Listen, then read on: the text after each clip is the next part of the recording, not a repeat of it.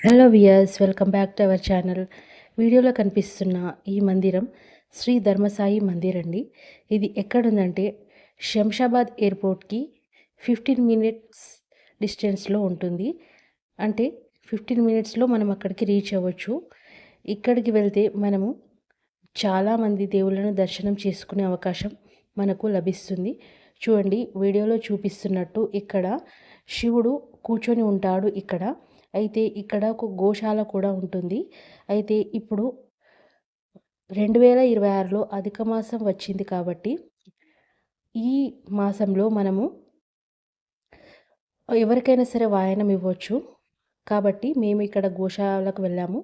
మీరు కూడా గోశాలకు వెళ్ళి గోవులకు ఆహారం తినిపించడం ద్వారా మీ జీవితంలో ఆగిపోయిన పనులన్నీ కూడా తిరిగి పునఃప్రారంభమవుతాయి. అంటే మీకు ఏదైనా సరే అడ్డుకుంటున్నట్టు అనిపిస్తే అది మీరు దాటి ముందుకి వెళ్ళగలుగుతారు. కాబట్టి గోవులకు ఆహారాన్ని తినిపించడం అనేది చాలా మంచి పని అండి.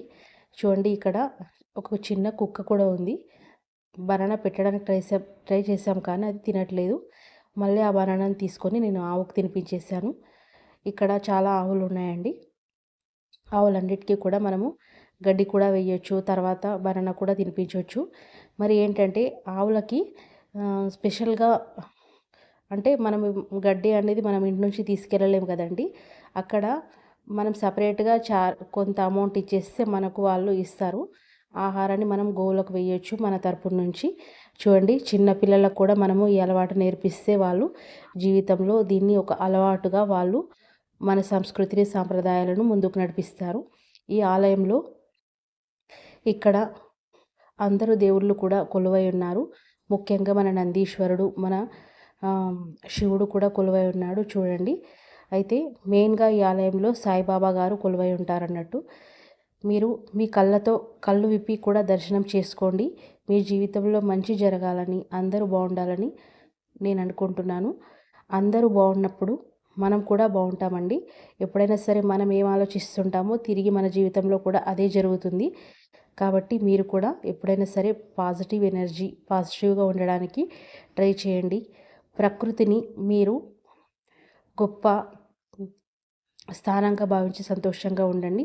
చూడండి, ఇక్కడ శ్రీ శీతల మాత ఉన్నారు. దర్శనం చేసుకోండి. తర్వాత శ్రీ సంతోషి మాత ఉన్నారు. చూడండి, మీరు ఇక్కడ దండం పెట్టుకోండి. తర్వాత ఇక్కడ శ్రీ అన్నపూర్ణేశ్వరి మాత, తర్వాత శ్రీ ధర్మసాయి అంటే మన సాయిబాబా,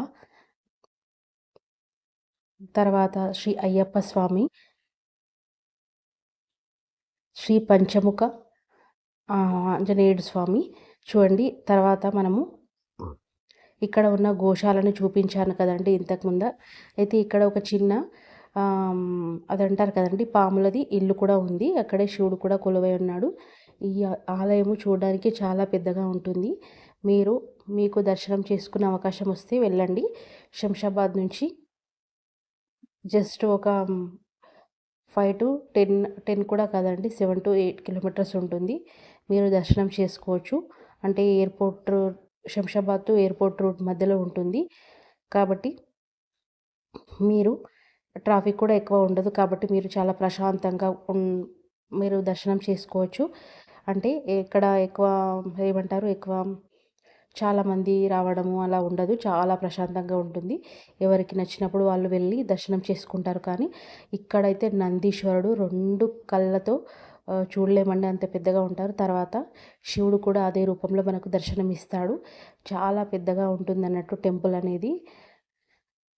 చూడండి, మీరు కూడా నా కళ్ళతో మీరు చూడండి. ఎందుకంటే ఇలా చూపించడం కూడా నాకు ఆ దేవుడిచ్చిన వరమని నేను అనుకుంటున్నాను. కాబట్టి మీరు చూడండి, చూసి మీరు కూడా దర్శనం చేసుకోండి. ఎక్కడున్నా సరే అందరి కృప మనకి దేవుడు